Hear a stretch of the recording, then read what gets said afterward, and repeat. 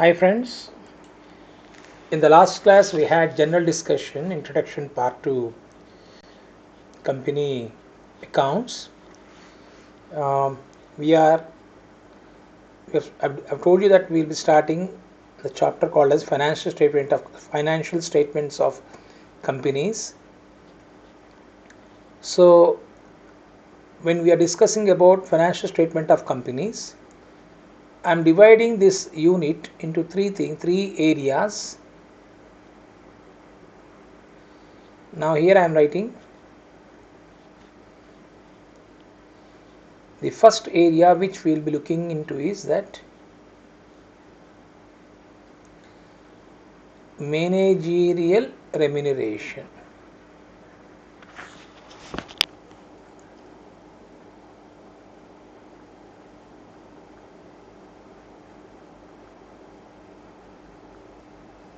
So first area which I will be explaining to you today is managerial remuneration, followed by divisible profits,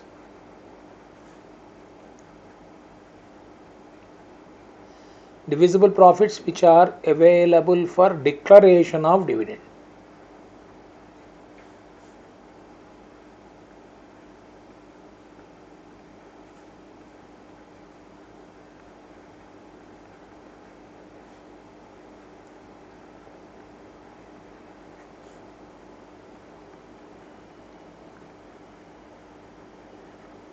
And concept of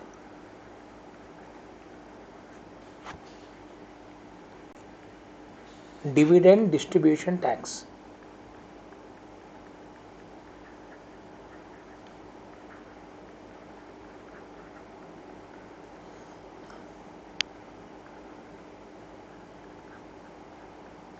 Actually, dividend distribution tax is done away as per the announcement in the budget.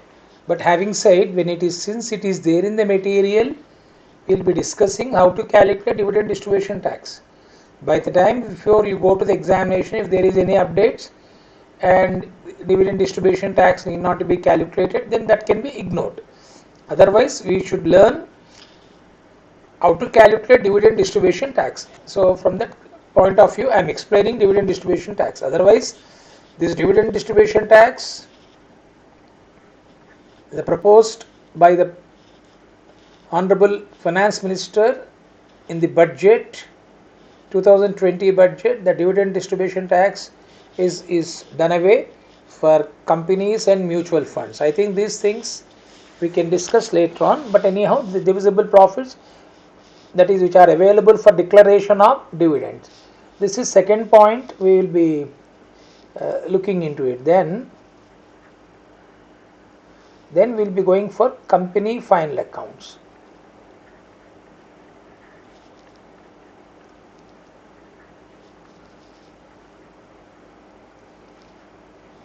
So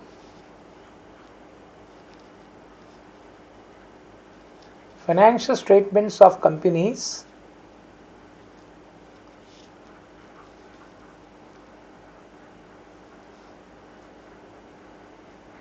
the learning objective is that I'll be starting with manager remuneration, followed by divisible profits which are available for declaration of dividend, and concept of dividend distribution tax.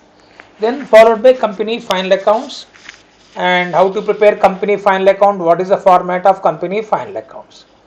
Okay, so today's class, let me start first with managerial remuneration.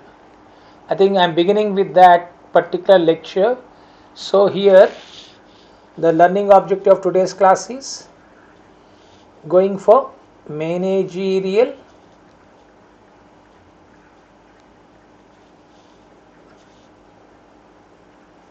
remuneration.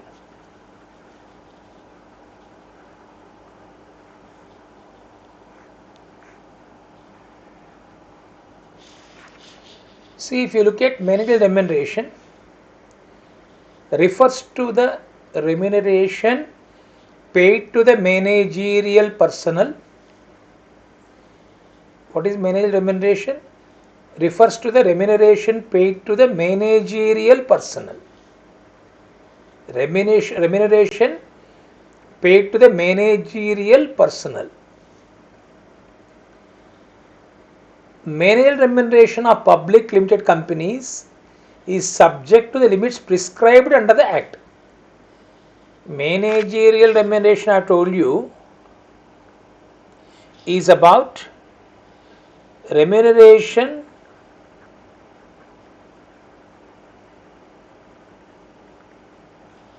paid to the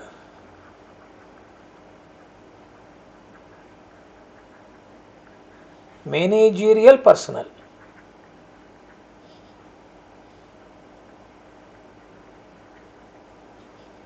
Okay, and it is subject to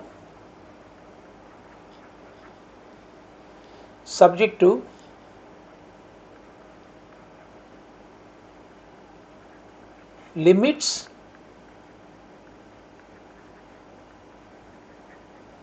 prescribed under the Act.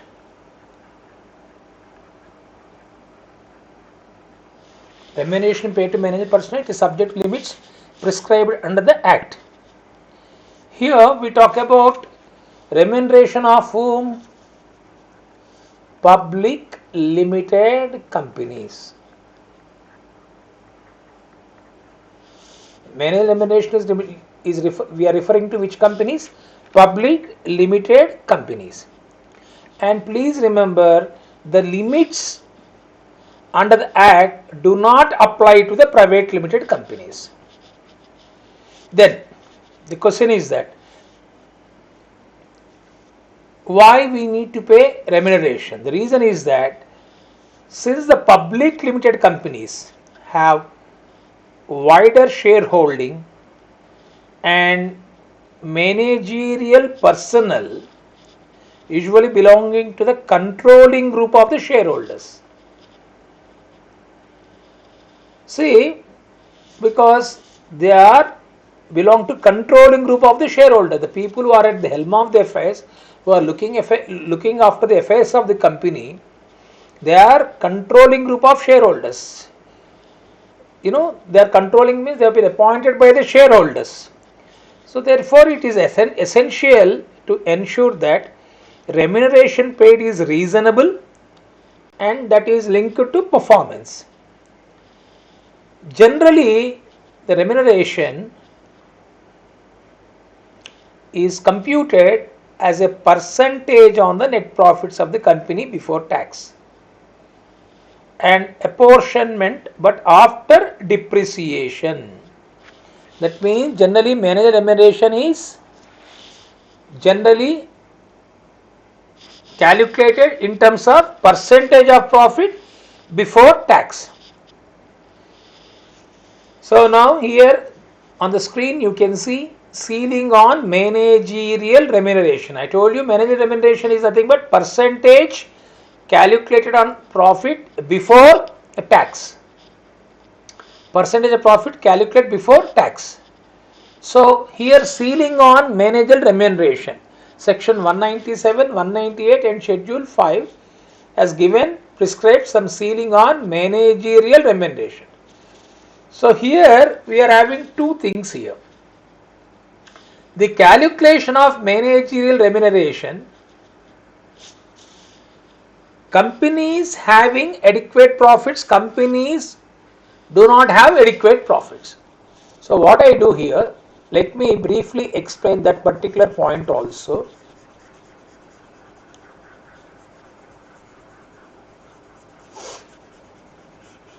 Before I go into the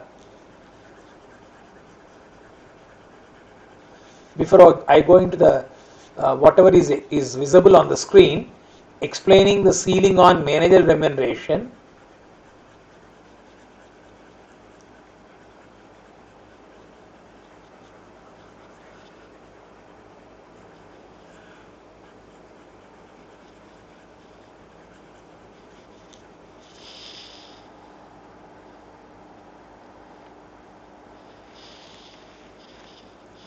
See,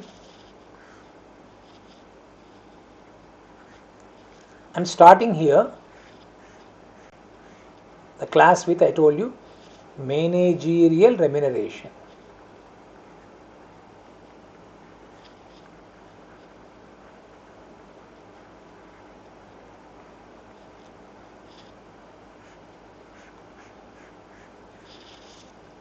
I told you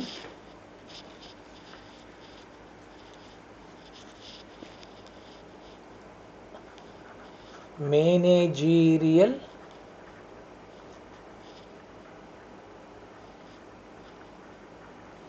remuneration of public limited companies. Public limited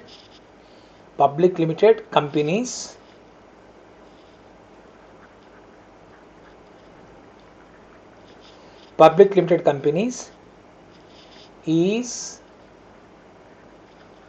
subject to limits prescribed under the Act.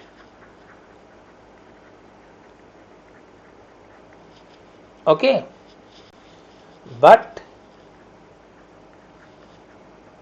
these limits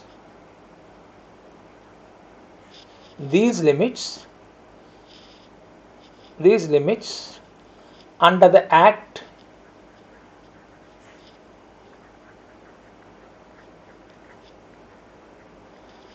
do not apply to the private limited companies. Is this clear? So that means the Act is applicable to public limited companies, and generally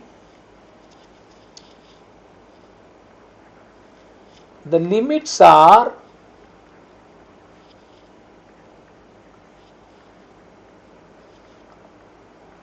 computed as a percentage on net profits of the company before tax and apportionment.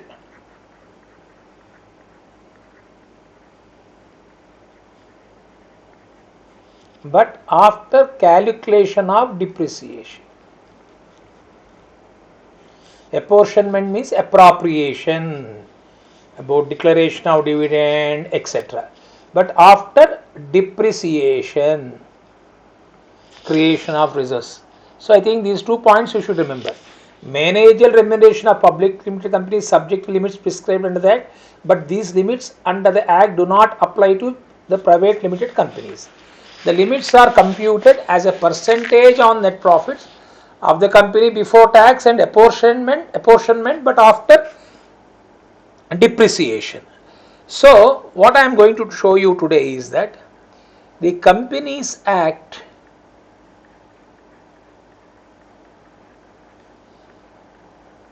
2013, how it deals with managerial remuneration. Let us see.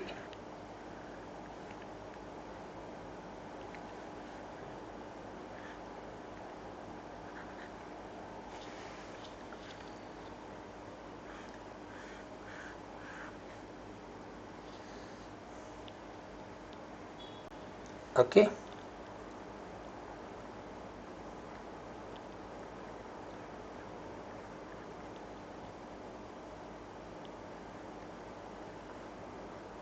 I am dividing into 4 parts for you to have a clarity of thought. Section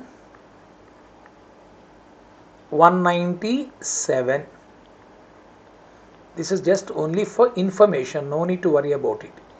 Section 198. Schedule 5.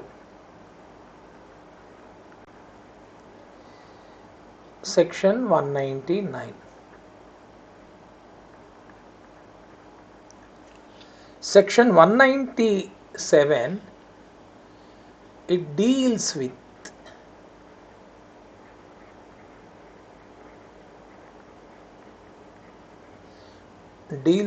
maximum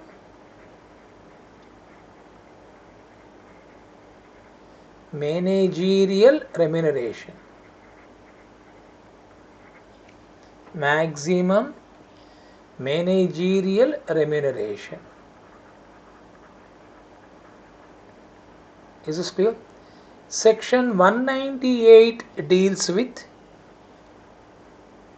because remuneration is calculated as percentage on net profit before tax has been discussed, no? So here section 198 deals with method of computation of profits. How to calculate profit, method of computation of profits. So section 197 is maximum managerial remuneration that is payable. 198 speaks about methods of computation of profit. Schedule 5 is about, deals with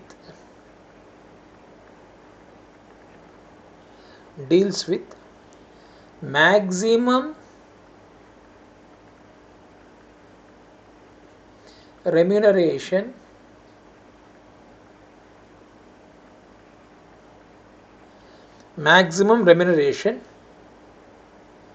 payable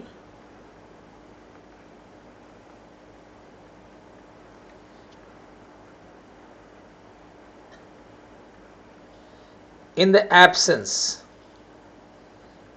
or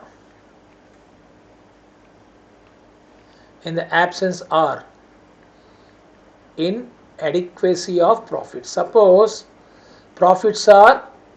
there are no profits or inadequate profits. How to pay remuneration is being explained in schedule 5. Now this is theoretical part. I think we don't have any problems on this. Just for a information, section 199 is about, deals with recovery of remuneration. Deals with recovery of remuneration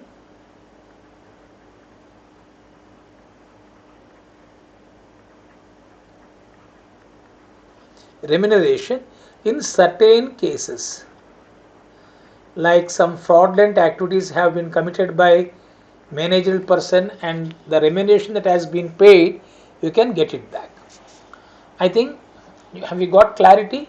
So I have explained what is managerial remuneration. I think today's class my focus is on this, and next class we can go for divisible profit, then finally we can go for company final accounts. These are the learning objectives of today's class.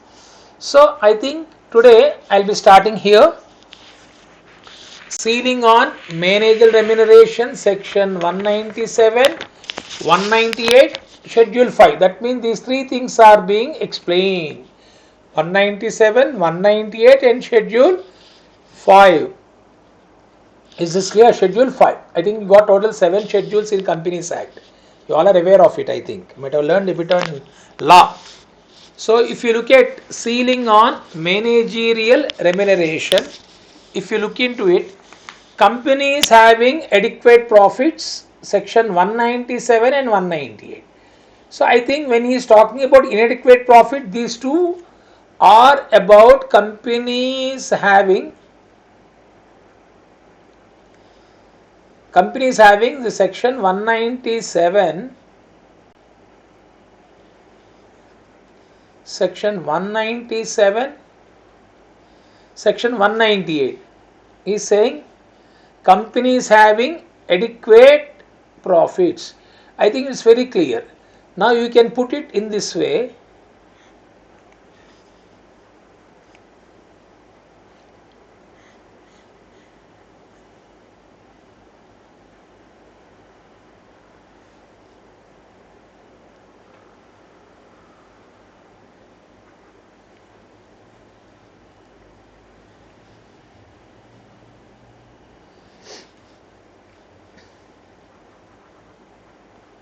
companies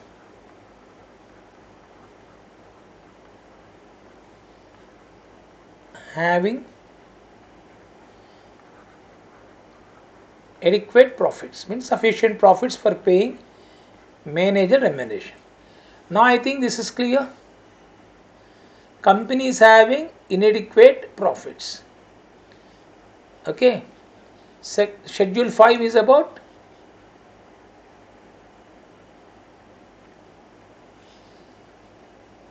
companies having inadequate profits, how to calculate manager remuneration. That is why heading has been given. 197, 190 is about adequate profit. Schedule 5 is about inadequate profits. Now if you look at it, companies having adequate profits, I think it's clear to you, all of you. Manager remuneration, refer to note 1, we can refer later on. Overall ceiling limit 11% of net profit, refer note number 2, we discussed that note 1, note 2 later on. Individual ceiling, refer to note number 2, that also we can see later on. Overall ceiling limit 11%.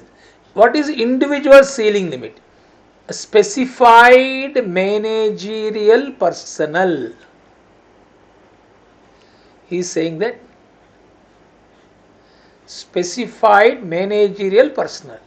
Who are specified managerial personnel? Whole-time director, managing director, manager. So whole-time director, managing director, manager. Generally, we say that manager. Who is a manager? Generally, we use the word manager. So I think we can see companies who do not have whole-time directors are required to appoint a person as a manager. Companies who do not have whole-time director need to appoint a person as a manager for whole-time supervision of the company. And generally, this manager, we will call him as a CEO, Chief Executive Officer. Or in some cases, we can call them as a president of the company. Is this clear? So, when it comes to individual ceiling limit, that overall ceiling limit is 11% of net profit, we have seen. But if you look at the individual ceiling limit, whole-time director, managing director, manager, they are called as specified managerial personnel. So if you are having one specified managerial person, be it a whole-time director, be it a managing director, be it a manager, 5% of net profits. More than one specified managerial person means whole-time director and managing director, or managing director and manager. Then how to compute net profit? 10% of the net profit to all such specified managerial personnel, subject to individual ceiling of how much? 5%. If it is 1, 5%. More than 1, 10%. But what is individual ceiling limit? 5%. Okay. So this is about ceiling limit individually in case of specified managerial personnel. If you look at part-time directors, part-time directors are other than the managerial personnel. Company has specified managerial personnel plus part-time director. You are having specified managerial person. Company has specified managerial personnel. And also you are having part-time director. 1% of the net profit. Company has no specified managerial personnel here. You don't have no specified. Then what is the percentage of profit you should give? 3%. This is what is being called as part-time directors. Is this clear? I think we will be calling them as part-time directors. Now, clear to all of you? I repeat once again. What is overall ceiling limit is 11%. Individual ceiling. Ultimately, you should remember, if nothing is mentioned, including all part-time director or full-time director or whatever it may be, maximum remuneration you can give is 11% of net profits. So that 11%, how you are splitting? When specified managerial person, one specified managerial person, 5%. More than one specified managerial person, 10%. Simple. So I think you can remember simple way. Individual ceiling limit, one specified managerial person, 5%. More than one, 10%. Part-time directors. Company is having specified managed personnel plus part-time director. 1% of the net profit. Company has no specified managed personnel. Only you got part-time directors to look after the affairs of the company. 3% of the net profit. But what is maximum limit? It is 11%. Clear to all of you? Okay, I hope you got the clarity. I repeat once again. Specified managerial personnel. Who are specified managerial personnel has been explained here. It has been explained here. Okay. Now, I think we are looking at the limit. One specified managerial personnel 5%. More than one can be whole-time director and managing director, or managing director and manager. 10% of the net profit to all such specified managerial personnel. Then, part-time director. Company has a specified managerial personnel. Means you are also having specified managerial personnel plus part-time director. 1% of the net profit. Suppose you got the 10%. Individual ceiling limit 10%, I told you.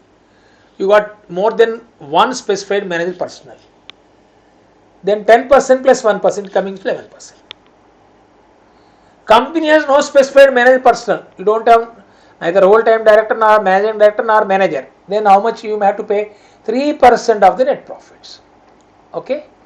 Now we got some. Refer to note number 1, refer to note number 2, refer to note number 2, refer to note number 3. Let us see on that. Sitting fees paid to directors for attending board meeting does not form part of managerial remuneration. Whatever the sitting fees for attending the board meeting, the sitting fee paid to directors for attending board meetings will not be included in managerial remuneration. Approval in case of payment of remuneration in excess of individual ceiling limit. If individual ceiling limit exceeds, then mention there, approval of shareholders in general meeting. If individual ceiling limit is exceeding that amount that has been given, you need to have approval of shareholders in general meeting. Overall ceiling limit, excess of overall ceiling limit. Here excess of individual ceiling limit. Here we are discussing excess of overall ceiling limit. Approval of central government is also required in addition to shareholders approval in general meeting. Okay. Then I think we had some problem taking screenshot on some areas. I think you can able to see that companies who do not have whole-time directors are required to appoint a person as a manager for whole-time supervision of the company, usually designated as a CEO or president. They are not directors on the board.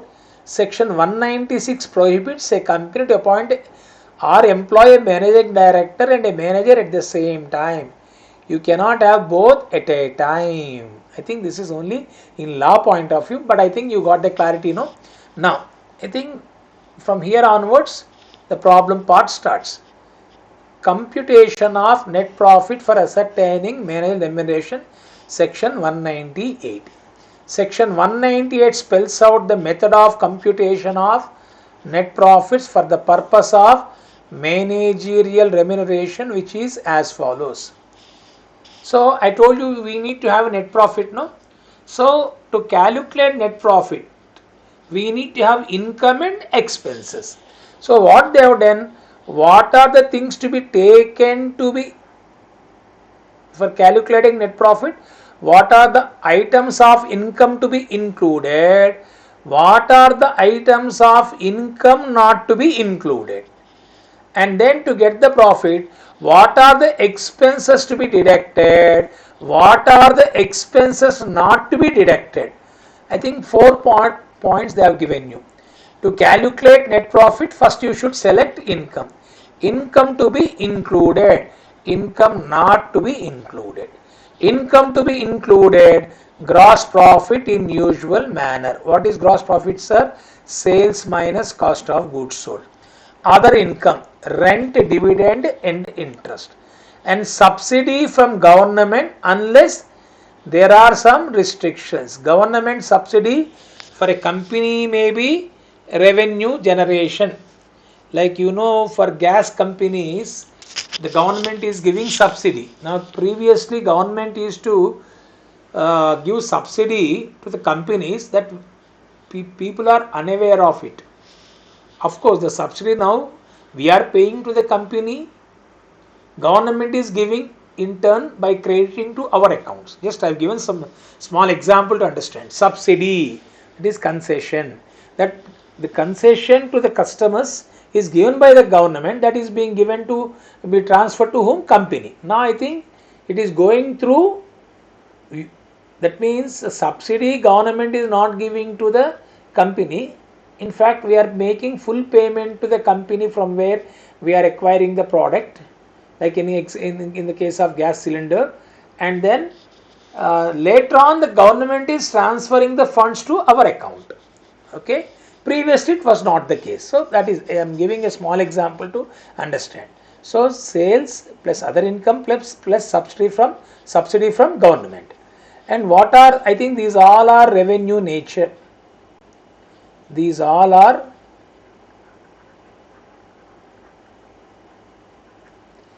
revenue nature.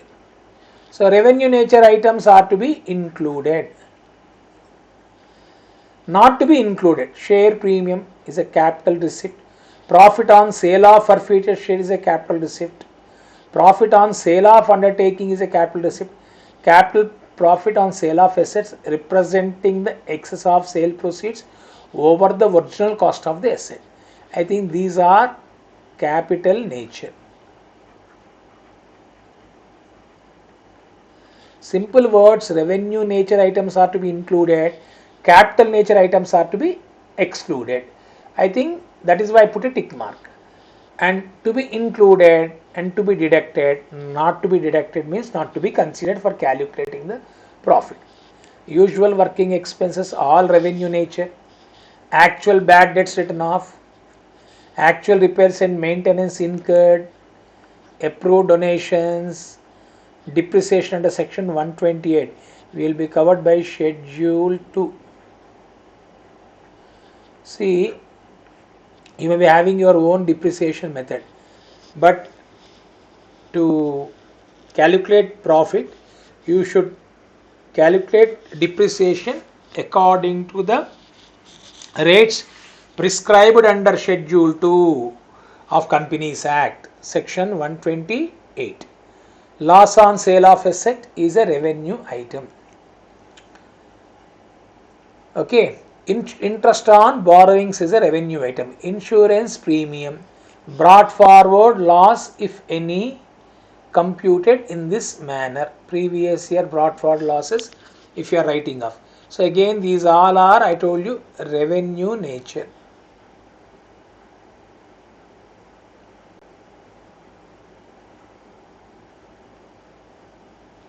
To be deducted. Income tax, loss on sale of undertaking, voluntary compensation paid for breach of contracts. I think these are not to be deducted from where?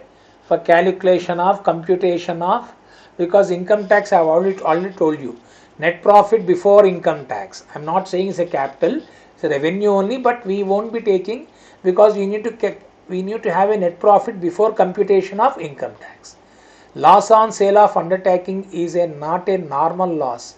So that is why this is also not to be included. Voluntary compensation paid. Voluntarily you came forward for breach of contract, you made a payment. I think if you take these things into consideration, profit will be less, then remuneration will be less. I think this is not the performance of the managerial person. In no way these expenses or losses to be taken for computation of net profit. If you take these items, it is not because of fault of managerial personnel. That is why these are not to be deducted. I think you got some clarity. Then I think simple words you should remember: A minus, I can put it like this, A minus C will become net profit before tax and apportionment but after depreciation. This I have already explained you. Then you will be getting net profit on that. And please remember, these things we are discussing when company is having adequate profit and that 11% overall ceiling limit. If one specified managed person 5% more than one, 10%. If specified personnel plus part-time director 1%, no specified managed person 3%, but whatever it may be, overall it cannot be more than 11%. Okay, my dear friends, I think you all are following this. But actually, when you look at your study material, I think how that particular point will be explained, if possible, I will just try to show you.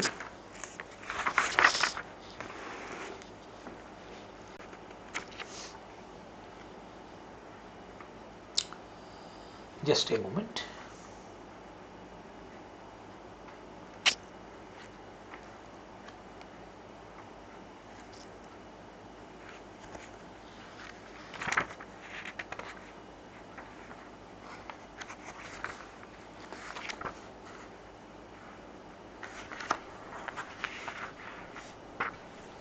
They are given like this chart. I will read it out. Summary of, and for this one I am reading out actually. For this one,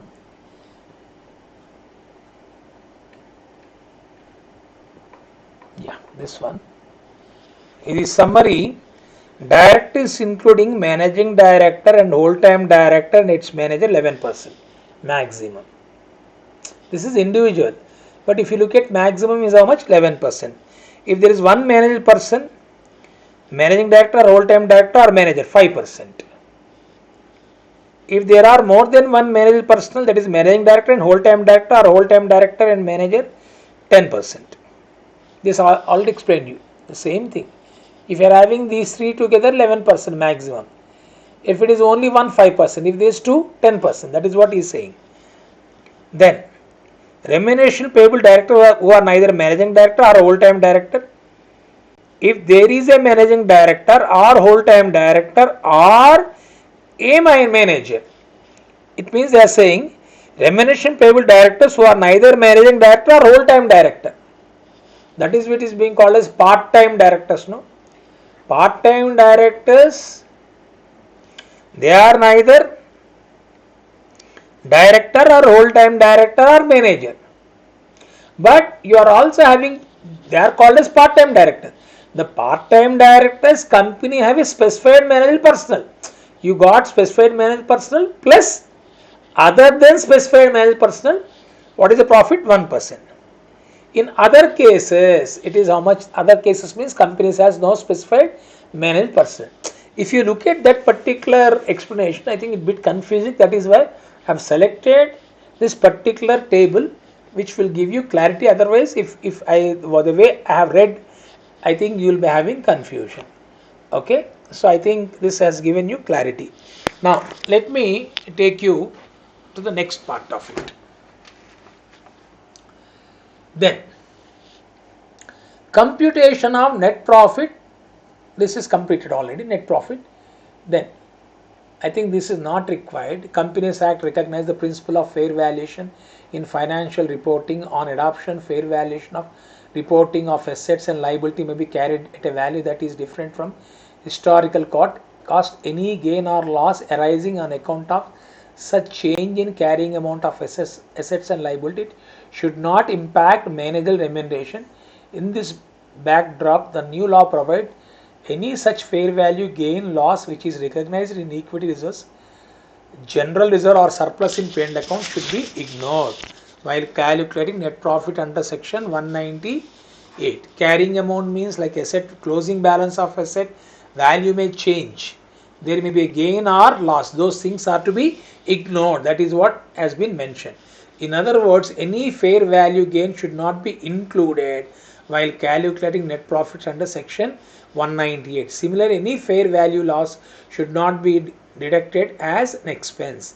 For example, gain or loss arising on account of carrying financial instruments on market to market basis should be ignored while calculating net profit. So sometimes we see that investment value, um, book value and market value may change. I think because of that change, sometimes there may be a gain or loss, they are to be ignored. I think this is we can ignore for doing this problem. This is only theoretical part, it doesn't have any significance. Ignore for this chapter. Is this clear? Now coming back to second point. So first point, we have seen companies having no profits are inadequate, companies having adequate profits. I do one thing, before I go to this, let me take you to a problem basing upon the first part. Okay, my dear friends. So what I am doing here, I am taking one problem. Yeah, this one. The following is the draft profit and loss account of Mudra Limited. The year ended 31st March 2011.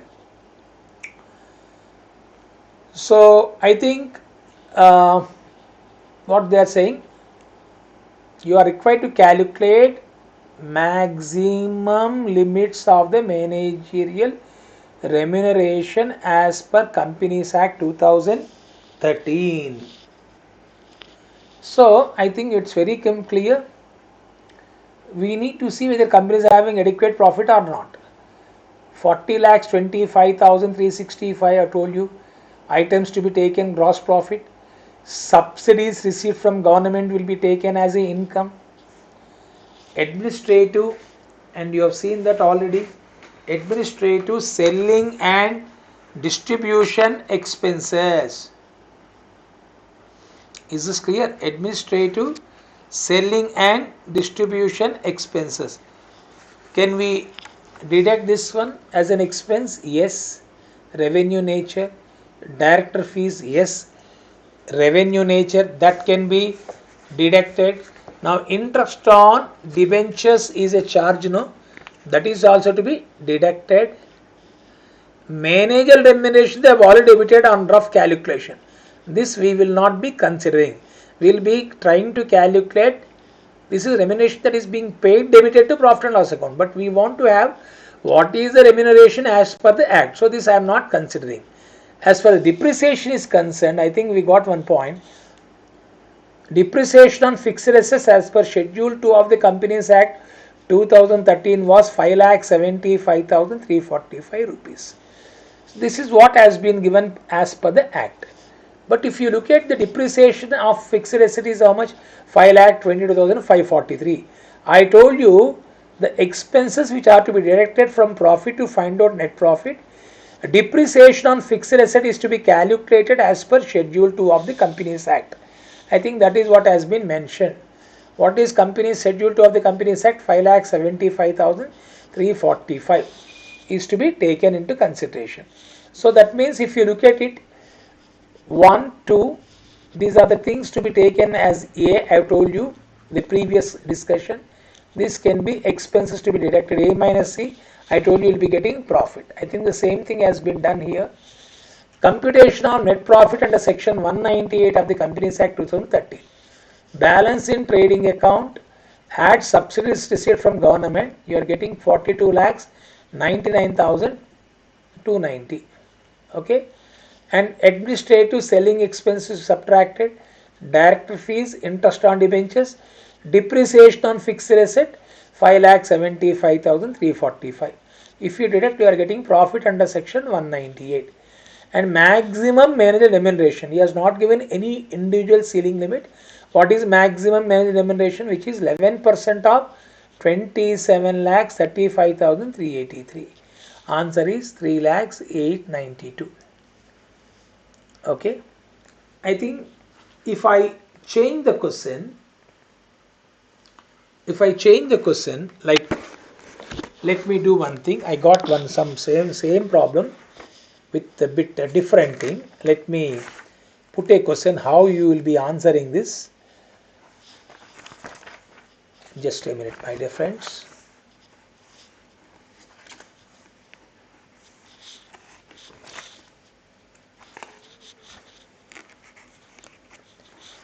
Suppose same question. I'll do one thing. I got some space, no? Shall I use here? The same question I am going to ask you to work out. I'm giving 2 minutes time. Is it possible for you to do or not? Suppose the same problem.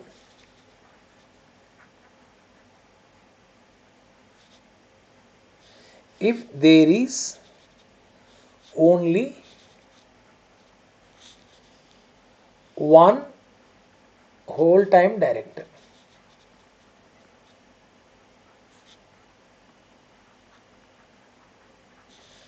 the second part of the question,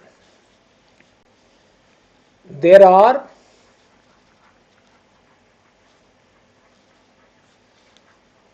two whole time directors.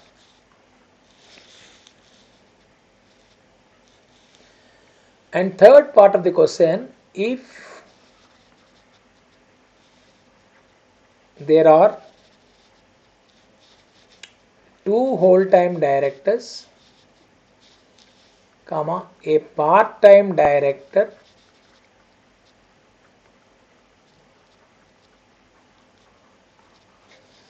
and manager. Think of it. What will be the answer?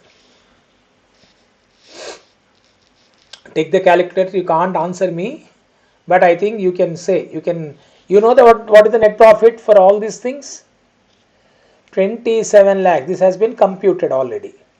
Now you work out the solution.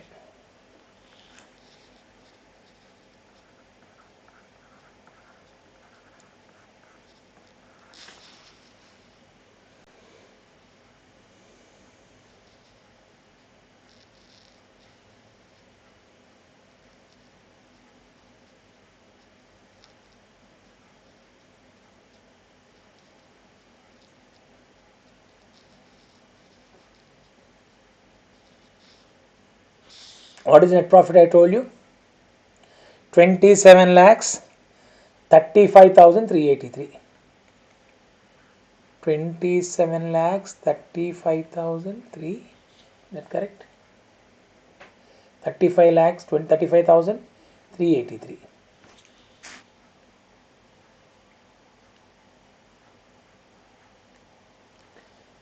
By this time you might have got the answer. There is only one whole time director. I told you individual ceiling limit 5%. If there are two whole time directors,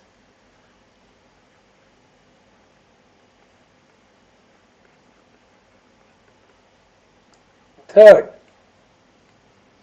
if there are two whole time directors,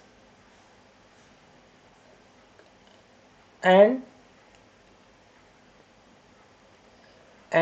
a part-time director and a manager. What is the percentage? Tell me. 11% overall. It can't be more than that. This is going to be your answer. Okay.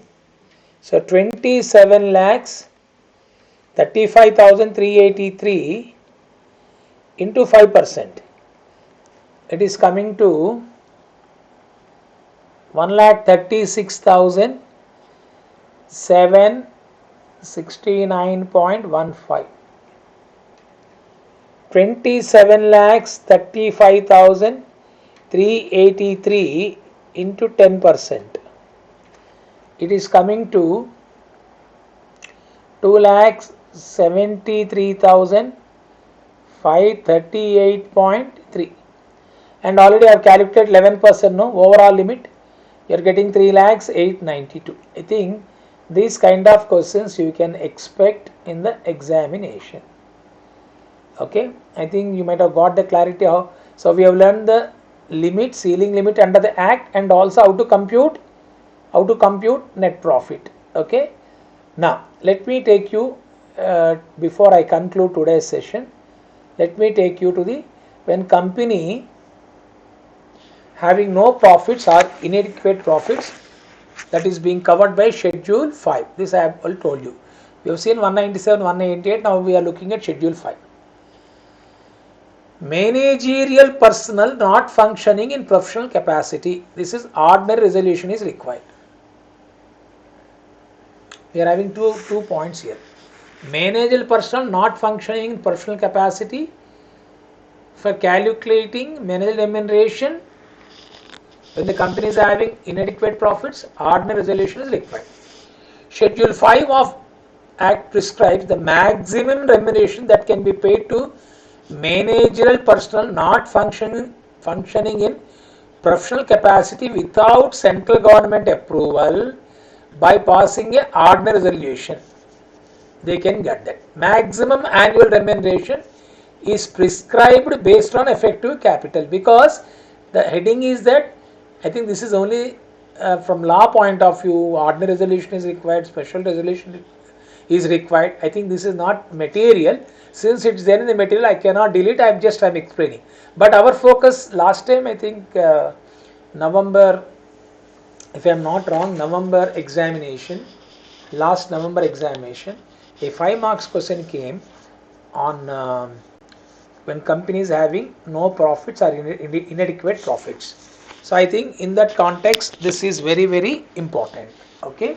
So please, just a minute. Please remember that companies having no profits or inadequate profits, we are looking at now. This is important. This is only theory part. Okay. Maximum, this is important. Maximum annual remuneration is prescribed based on effective capital. Okay, even you don't need to remember not functioning in professional capacity or functioning in professional capacity.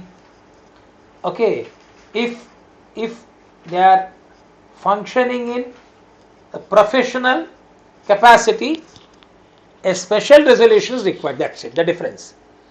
So, managerial personnel not function in professional capacity, ordinary functioning in professional capacity, special, that is the only difference. So this is theory part. Now what we are looking at, when companies having no profits or inadequate profits, how to calculate managerial remuneration? That is based on effective capital. So let us look at what is effective capital. We discuss later on, but effective capital is negative or less than 5 crores, 60 lakhs is straight away. If effective capital, we are having formulae to find out effective capital, that I will explain. Let me first finish off this. If effective capital negative or less than 5 crore, 60 lakhs straight away you can make a payment. 1 crore to 5 crores you can pay lump sum 84 lakhs. 100 crores to 250 crores.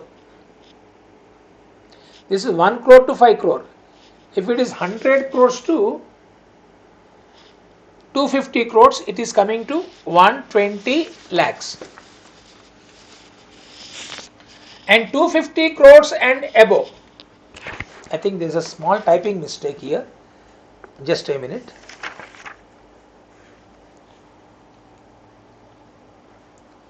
This is wrong.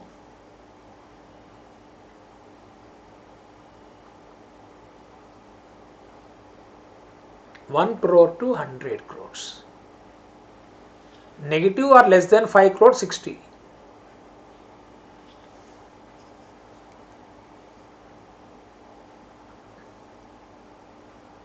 This is also wrong. 5 crore to 100 crores. Is this clear?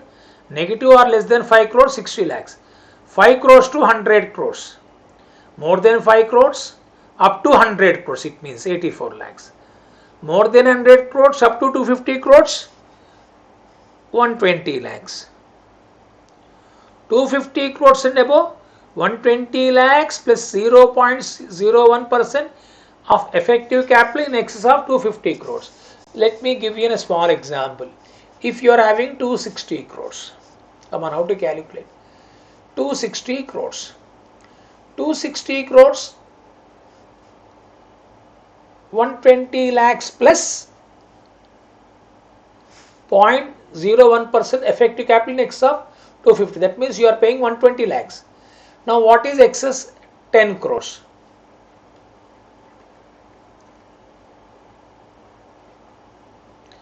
Into 0.0, it is coming 1000.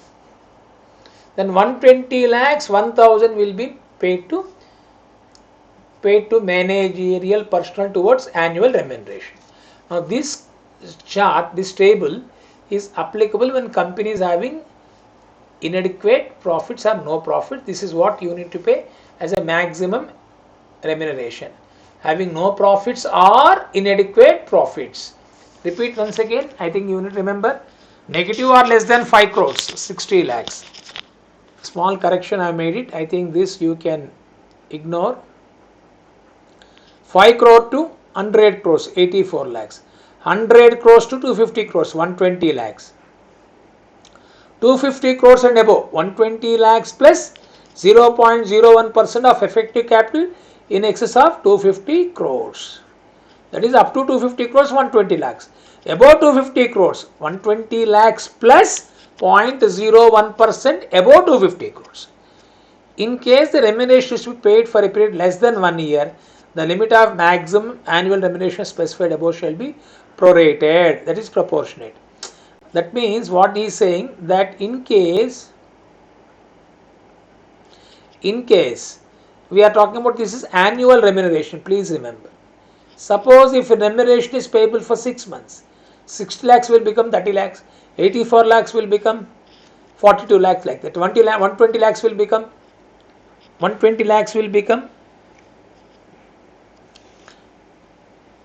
60 lakhs, like that. If it is for 3 months, proportionately, that is what he is saying. Note, the above limits can be doubled by way of passing a special resolution. I think that generally we won't be looking into it. We will be going by chart that has been given. Now today we shall discuss about how to calculate effective capital. Effective capital is calculated as on the last day of financial year preceding the financial year in which the managed person is appointed. In case of newly incorporated companies, effective capital is calculated as on the date of appointment. So that means saying that effective capital is calculated on the last day of financial year preceding the financial year in which managerial person is appointed. If a managerial person has been appointed the current year, preceding 12 months, effective capital is calculated on the last day of financial year preceding the financial year in which managerial person is appointed. So what is preceding? Previous year. Previous year 12 months we will be taking into consideration for calculating effective capital. Okay, now that we will see here. How to calculate effective capital? Paid up share capital. I think this is visible to you when we have taken the screenshot. I think from a material, I think we couldn't get it properly. So I think you hope you will be able to understand this. Paid up share capital excluding share application money pending allotment or advances against shares. You know, share application money pending allotment means company has went for issue of shares, but they have not yet allotted shares, but that application money is also included in share capital, for example, that is not to be taken into consideration.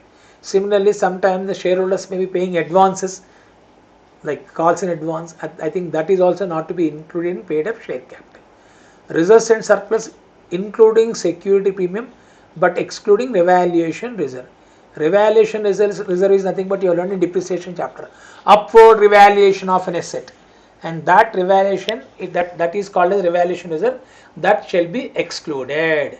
But revaluation reserves including security premium but excluding revaluation reserve is taken as capital employed. Long-term deposits and loans repayable after 1 year. That is, when long-term deposits or loans repayable after 1 year is long-term liabilities. But excluding working capital loans generally which is to be cleared within 1 year, overdraft short-term, interest due on loans within a year, bank guarantees, other short-term arrangements will not be taken for calculating of effective capital. Less investments. I think we got some asterisk mark, a star mark.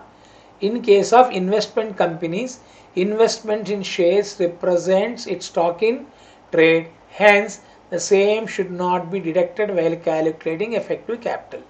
Investing companies don't take which one? Investment. So I think first 3 points you can remember. What are the things to be added? Paid up share capital, reserves and surplus, long-term deposits. Paid up share capital excluding share application money pending allotment or advances against shares. Reserves and surplus including security premium but excluding revaluation reserve. Long-term deposits payable after 1 year excluding working capital loans, OD, overdraft, bank guarantees or interest on due on loan, short-term arrangements. From that we shall deduct investments.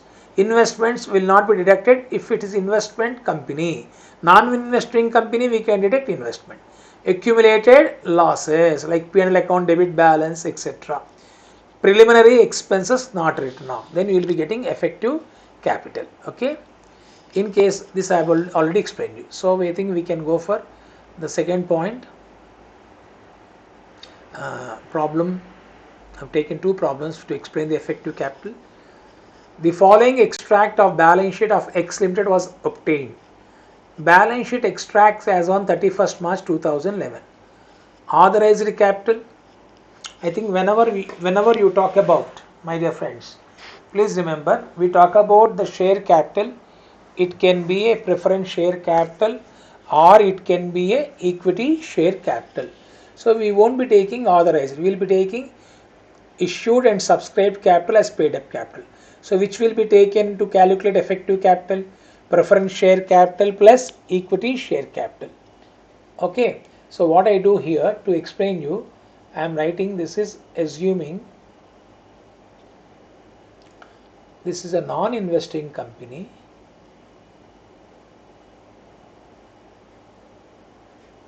This is investing. Let us see. The same amount will go here also. So this is common. Share suspense account. I think this we won't be considering. Why share suspense account? We got one adjustment here. Share suspense account represent application received on shares, the allotment of which is not yet made. I told you that will not be taken into consideration. Share suspense account is nothing but application money received waiting for allotment. I told you this will not be taken into consideration. You can see previously I have explained you. So this is ignored. Here ignored, here ignored. Capital reserves, revaluation reserve. So 1,95,000 minus 150. How much is to be taken into consideration? 195 minus 150, because we cannot include revaluation reserve. No, this 1,95,000 is including 1,50,000. Revaluation reserve will not be considered. So how much we should take? 195 minus 150. 45,000 is to be added as reserves and surplus. Security premium is same. 50,000 will be taking for effective capital. 15% debentures will be taken, long-term borrowings.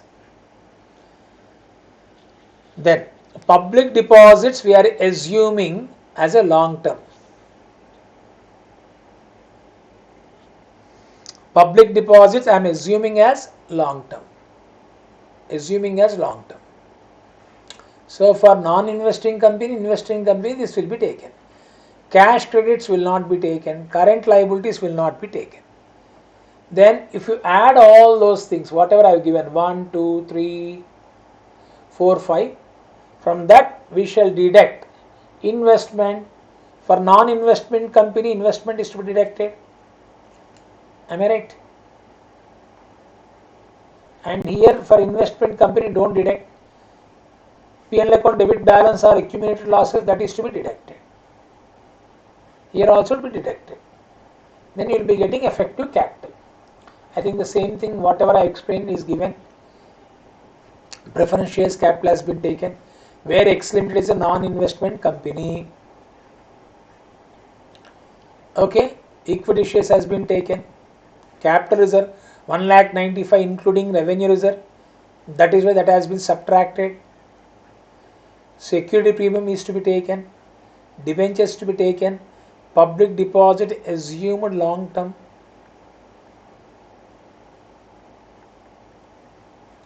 Long term, yes.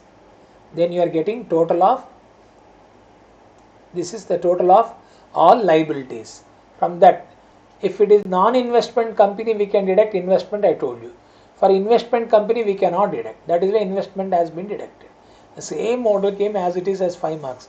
It won't take more than 10 minutes for you to finish off. P&L account debit balance, accumulated losses you deduct for both the cases. Then this is total of A 1 crore 80 lakh 65,000 minus 90 lakhs 25,000, 90 lakhs 40,000 you are having. Here 1 crore 65 lakhs 40,000. Now what is the question actually? You are required to compute effective capital as per provisions of Schedule 5. Schedule 5 is saying, Schedule 5 means immediately a point should strike to your mind. It is companies having inadequate profits. Would your answer differ if X Limited is an investment company? Yes. Why it differs?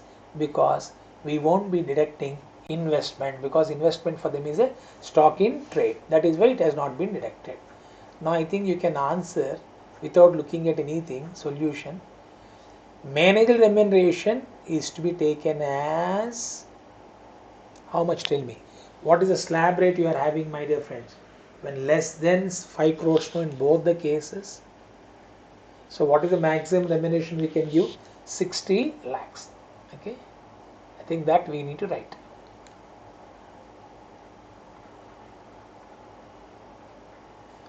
In both the cases above,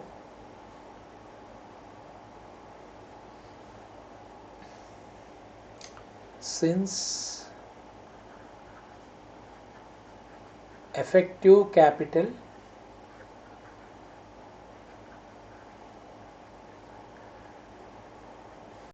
is less than 5 crores, in the both the cases means investing and non-investing company, maximum annual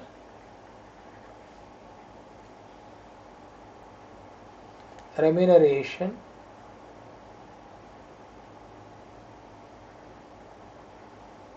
will be rupees 60 lakhs. Okay, that is for investing company, non-investing company. In fact, they are asking only effective capital, but also we went for calculation of managed remuneration. This is to explain the point. Again, examination don't do whatever is they are asking, you do only to that extent. I think this problem just I am giving you. Take a pencil somewhere, you try to find out what are the things to be taken as effective capital.